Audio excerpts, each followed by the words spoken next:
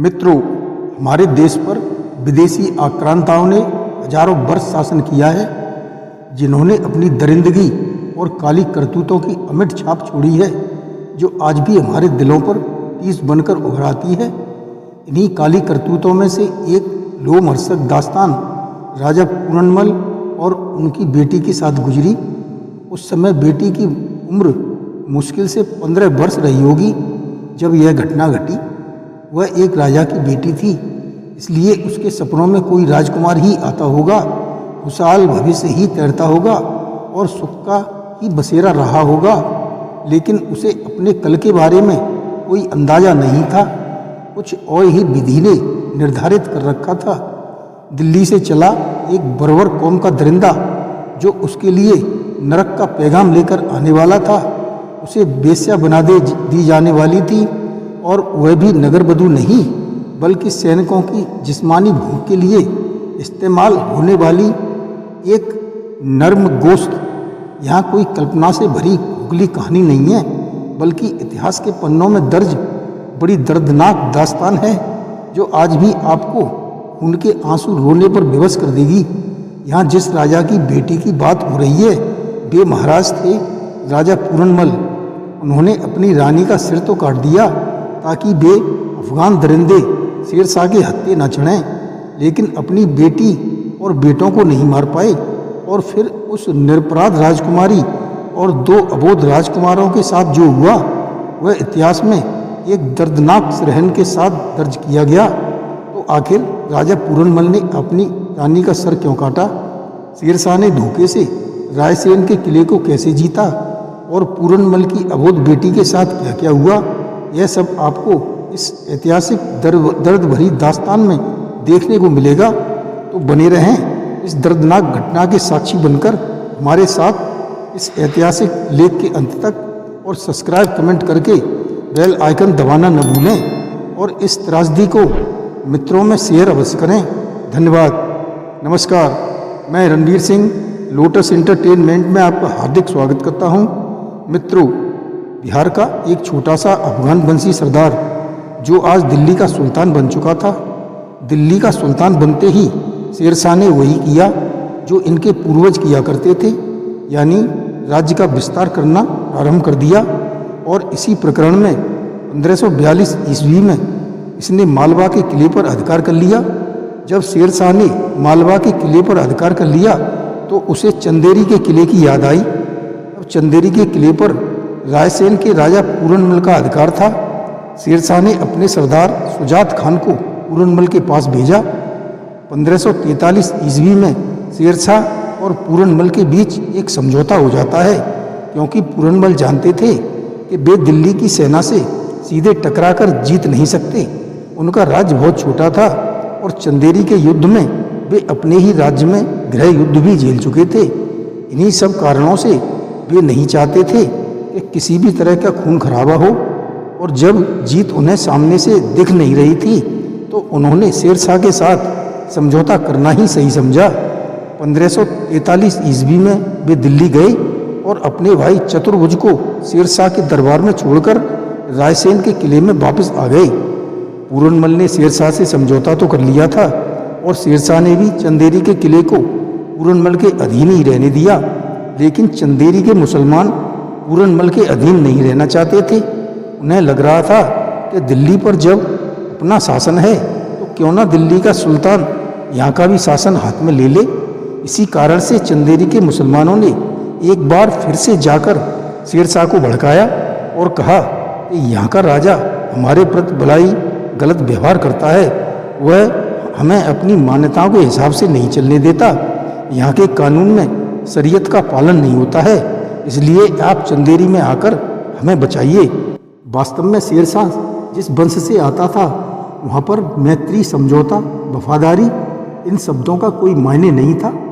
उसे बस एक मौका मिलना चाहिए था, और लोगों के कहने से उसे ये मौका मिल गया। उसने 1544 में चंदेरी के मुसलमानों के कहने पर रायसेन के किले पर हमला कर दिया। पूरनमल और उसके गांव वाले उस किले के अंदर समाहित हो गए। किला ऊंचाई पर था, और उसे जीतना शेरशाह के बस में नहीं था। इसलिए शेरशाह बाहर से ही घेराबंदी कर दी। किले में आने और जाने के सभी मार्ग बंद कर दिए गए। लेकिन किला छोटा मोटा किला नहीं था, उसकी एक बड़ी चारदीवारी थी और उसके अंदर खाने पीने की बहुत सारी वस्तुएं जमा करके रखी हुई थी, क्योंकि वह समय ही ऐसा था जब अक्सर ही युद्ध हुआ करते थे। इसलिए युद्ध जैसी स्थिति से निपटने के लिए पहले ही पूरी व्यवस्था कर ली जाती थी। शेरशाह ने जैसे ही बाहर घेरा डाला और इधर पूरनमल तथा उनके राज्य के लोग आराम से रहने लगे। धीरे धीरे 4 महीने का समय गुजर गया।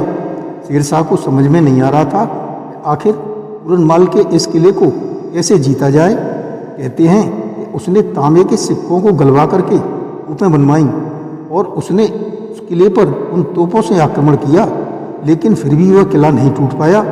पूरनमल को शेरशाह किसी भी तरह से नहीं हरा पाया। फिर शेरशाह ने वह चाल चली जिसके लिए यह लोग जाने जाते हैं। उसने पूरनमल के पास एक संदेशा पहुंचाया कि बहुत समय से हो रही युद्ध की इस हानि से परेशान है, उसे दिल्ली वापस लौटना है और अपने राज्य का संचालन देखना है। इसलिए वह राजा पूरनमल से समझौता करना चाहता है। पूरनमल ने अपने सैनिकों को तैयार रहने का आदेश दिया और खुद 2-4 विश्वस्त सैनिकों को साथ लेकर शेरशाह से मिलने के लिए गए। वहाँ पर जाने के बाद शेरशाह ने उनके साथ बैठकर बहुत ही अच्छा बर्ताव किया और मित्रता की सभी शर्तों का वहाँ पर अनुपालन किया गया। पूरनमल को लगा कि शेरशाह सच बोल रहा है। पूरनमल खुशी खुशी किले में वापस आ गए। इधर पूरनमल जैसे ही वापस आए वैसे ही मौलवियों और उलेमाओं का एक दल शेरशाह के पास गया। उनके साथ कुछ महिलाएं भी थीं। वे महिलाएं शेरशाह के पास जाकर रोने लगीं कि हमारे साथ यहाँ पर बहुत गलत व्यवहार होता है।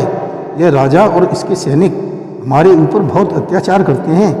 हम चाहते हैं कि आप हमें इस राजा के अत्याचारों से मुक्त करवाएं।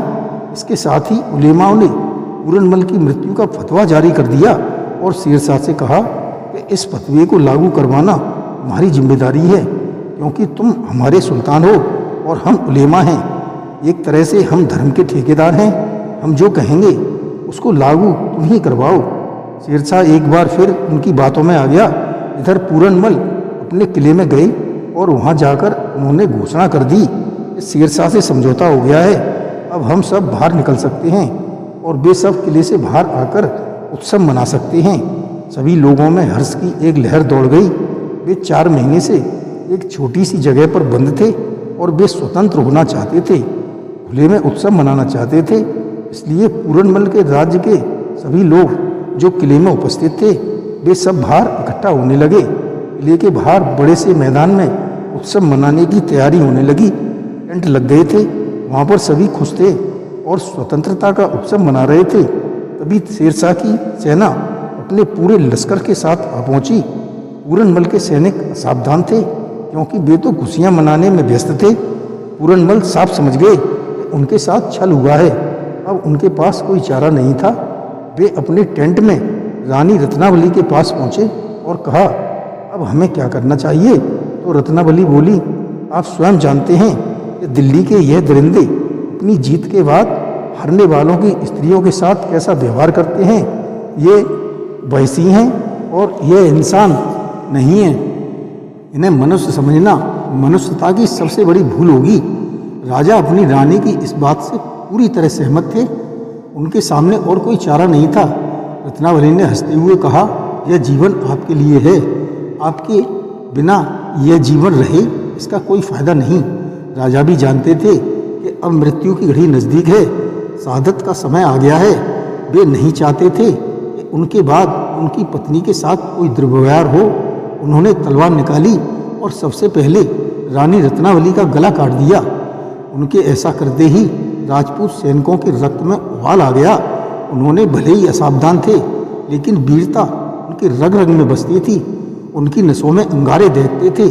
उनकी आंखों की ज्वाला भड़कने लगी और वे शेरशाह की सेना से 2-2 हाथ करने को तैयार हो गए। राजा पूरनमल भी रानी के कटे शीश को लेकर बाहर आए। उस समय टेंट में 3 और जानें थीं। 2 राजकुमार जो अभी बहुत छोटे थे और एक राजकुमारी जिसकी उम्र मुश्किल से 14 या 15 वर्ष रही होगी। राजा ने सोचा कि यह तो बच्चे हैं, कोई इनके साथ क्या करेगा। क्योंकि राजा पूरनमल एक इंसान थे, उनकी सोच वहाँ तक जा ही नहीं सकती थी जहाँ तक दरिंदे जा सकते थे। उन्होंने यह सोचा ही नहीं कि कोई इन निरपराध बच्चों के साथ दुर्व्यवहार कर सकता है। लेकिन शेरशाह और उसकी सेना केवल दुर्व्यवहार तक सीमित नहीं थी। शेरशाह की सेना बहुत बड़ी थी और वे तैयार होकर आए थे। इधर पूरनमल के सैनिक असावधान थे, लेकिन फिर भी उन्होंने वीरता के साथ युद्ध किया। लेकिन यहाँ युद्ध नहीं था, यहाँ तो केवल प्राण देने का त्यौहार था।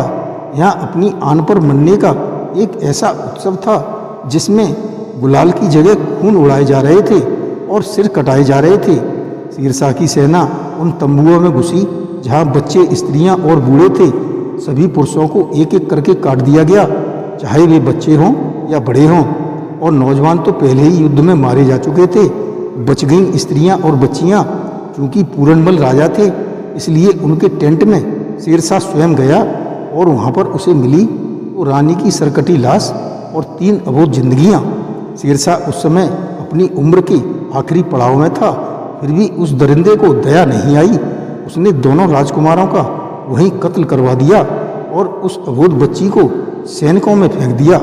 उस समय जीत के उन्माद में शेरशाह के सैनिक उस बच्ची पर तनिक भी दया नहीं कर रहे थे, उसकी उम्र की तरफ नहीं देख रहे थे और उसके जिस्म को एक गोश्त का टुकड़ा समझकर उसके साथ खेलने लगते हैं।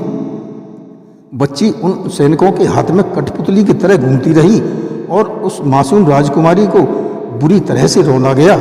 जब सैनिकों को यह हवस पूरी हुई और उनका मन भर गया तो उसे दिल्ली के बाजार में कोठे पर बिठा दिया गया। मात्र 15 बरस की एक राजा की बेटी के साथ इस तरह का कुकृत्य पूरे इतिहास में किसी ने नहीं किया था। यह इतिहास का सबसे बड़ा दाग है। तो वह पूरनमल के किले पर आक्रमण करना और उसकी बेटी के साथ इतना बर्बर व्यवहार करना, यदि यहाँ शेरशाह के सैनिक करते तो समझ में आता, लेकिन शेरशाह का प्रत्यक्ष हाथ था। पूरनमल की वह बेटी जो कुछ समय पहले तक राजकुमारी थी और जिसकी तरफ कोई आंख उठाकर देखने का हौसला भी नहीं रखता था, वही आज दिल्ली के बाजार में कोठे पर बैठने लगी थी। आखिर उस लड़की के हृदय में इस तो उभरती ही होगी, कोई ना कोई बद्दुआ तो निकलती होगी शेरशाह के लिए। इसलिए अभी साल भर भी नहीं बीत पाया था कि शेरशाह का दिल एक वेश्या पर आ गया।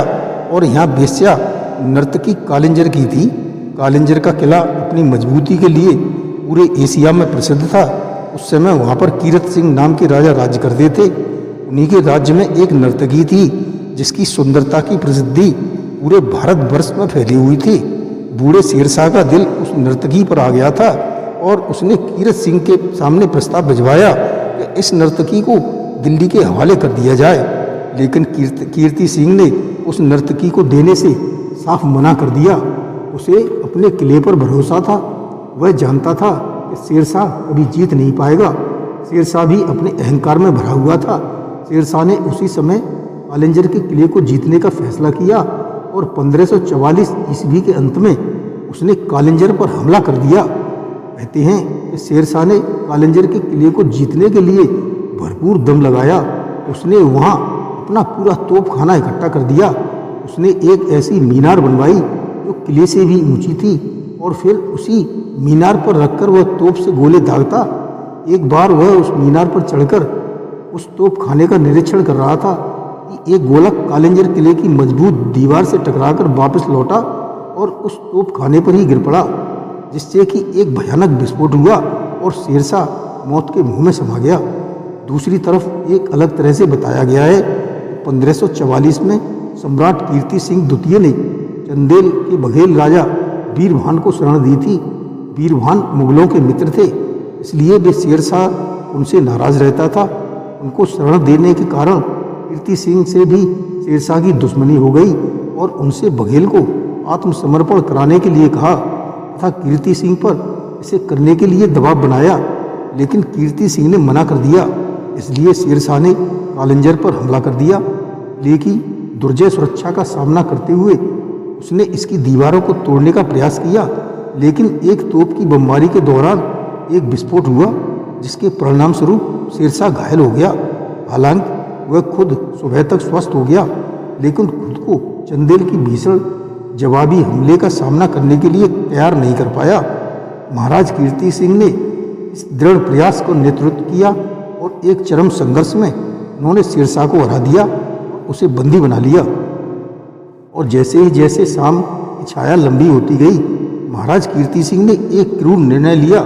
उन्होंने शेरशाह की हत्या करने का आदेश दिया और उसे तोप के मुंह से बांध दिया गया। फिर उस तोप में आग लगा दी।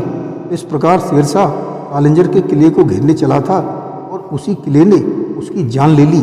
चाहे कुछ भी हो, कालिंजर के किले को घेरे हुए शेरशाह मारा गया। यहाँ इतिहास सम्मत बात है कि शेरशाह की मृत्यु के बाद कहते हैं राजा पूरनमल की बेटी ने भी अपने जीवन की अंतिम सांसें लीं। कहीं ना कहीं शेरशाह की इस अचानक आई मृत्यु में पूरनमल की उस बेटी के दिल से निकले हुए श्राप का बहुत बड़ा हाथ रहा होगा। तो ये थी एक ऐसी दर्दनाक कहानी जिसे पढ़ते सुनते हुए हम आज भी खून के आंसू रोते हैं। जय श्री कृष्ण।